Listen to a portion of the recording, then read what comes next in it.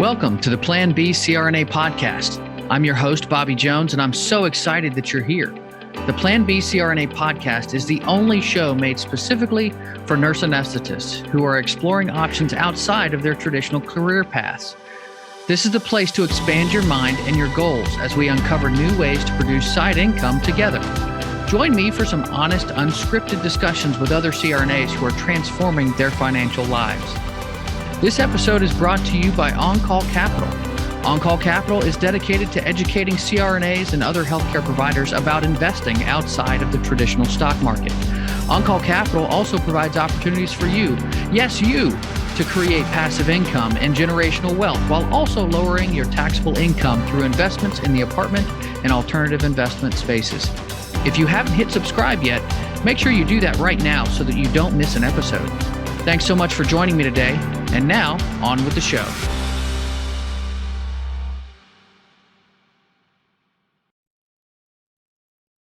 Welcome to Thoughtful Thursdays on the Plan B CRNA podcast.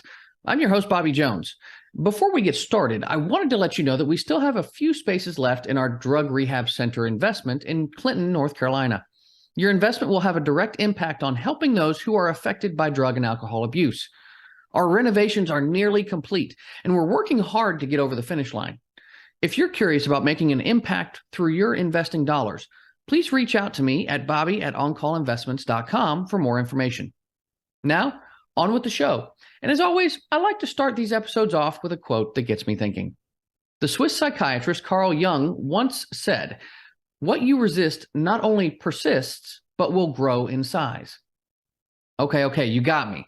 Like so many other alleged quotes, this one was likely never actually said by its author. I mean, maybe he said it to himself or someone at some point, but maybe not. We really don't know. But it does seem to jive with what the founder of analytical psychology actually wrote on the matter, if not in a much more paraphrased fashion. So what does it mean? The quote refers to the law of attraction, which governs our thoughts and actions. Simply put, the more we resist anything in life, the more we are actually bringing it to us. The reason for this is because resistance, true resistance, requires the use of strong feelings and emotions that are often negative in nature. Why do anti-war rallies break out in violence? Why do protests against injustice often lead to innocent people being arrested? Why do despised politicians seem to get reelected every single time? Why do rants about pineapple on pizza only result in more people discovering this oh-so-scrumptious combination? Have you ever stopped to think about how much energy and passion you put into thinking about what you don't want? Sometimes ranting about a situation at work can make us feel better, but I've often found that I actually feel worse afterwards. And that's because when I put passion into negative emotions, I'm actually inviting more of that into my life. What can we do to fix it then? Well, one of the most notable figures in recent memory gives us a clue. In the documentary film The Secret, Jack Canfield describes how Mother Teresa refused to go to anti-war rallies. However, she said she would happily attend a peace rally if she were ever invited. Mother Teresa didn't disagree with the goals of the anti-war movement. She simply understood the law of attraction that governs our lives. Abraham Hicks, world-renowned teachers of the law of attraction, put it pretty simply by saying, if you focus upon whatever you want, you will attract whatever you want. If you focus upon the lack of what you want, you will attract more of the lack. The law of attraction is unbiased here. You will attract people and experiences based on the thoughts that you focus on the most. Your emotions are your internal compass, pointing you in whichever direction they dominate. Why do people who express gratitude on a regular basis seem happier on a whole? Why do those who complain seem to have things go wrong all the time?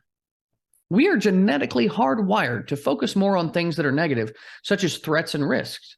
So how do we actually flip the script? The first step is identification.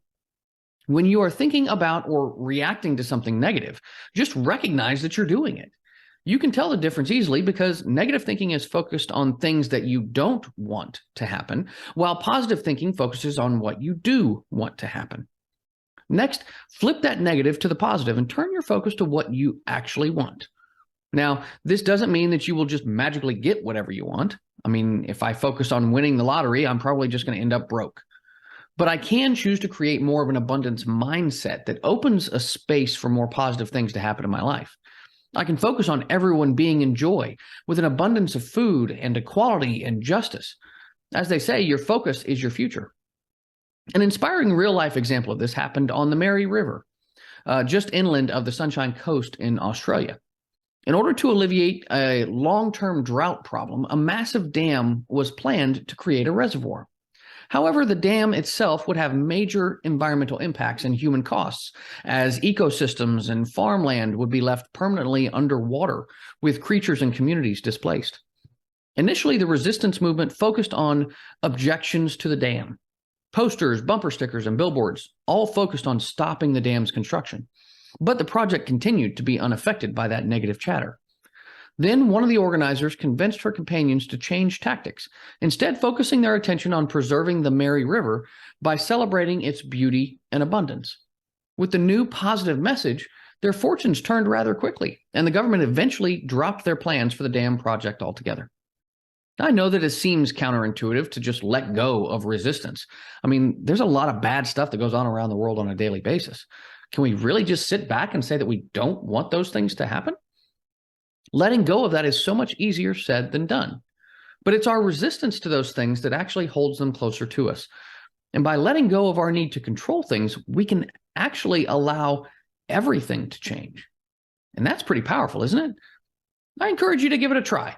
Not only can it make you feel better, it could bring about the changes you actually want to see in the world around you. Now, as always, I have a few links for you to check out in the show notes, but that's what I've got for you for today. If you enjoyed what you heard, make sure you hit subscribe and leave us a 5-star review. I'd love to hear what you thought. Just pop that in your review as well, if you'd like. If you're interested in passive income opportunities with tax advantage real estate, such as our drug rehab center deal, make sure you visit my website at www.oncallinvestments.com or reach out to me on Facebook, LinkedIn, or Instagram. Until next time, be safe and take care of each other out there. Thank you so much for joining me for another episode of the Plan B CRNA podcast. If you haven't already subscribed and reviewed the show, I'd be honored if you took the extra time. It really helps to expand our reach and get the word out about the show. If you're a CRNA who is interested in sharing your story on our podcast, I'd love to have you. Please email me at bobby@oncallinvestments.com for more information. This episode was brought to you by On-Call Capital. They are dedicated to helping providers like you develop passive income and generational wealth through investments in the apartment and alternative investment spaces. Feel free to check out their website at www.oncallinvestments.com and subscribe to their free educational email series. You can find On-Call Capital on Facebook, Instagram, and Twitter. You can also check out our YouTube page, where you'll find all of the show episodes along with other educational videos. Thanks for listening, and we'll see you on the next episode.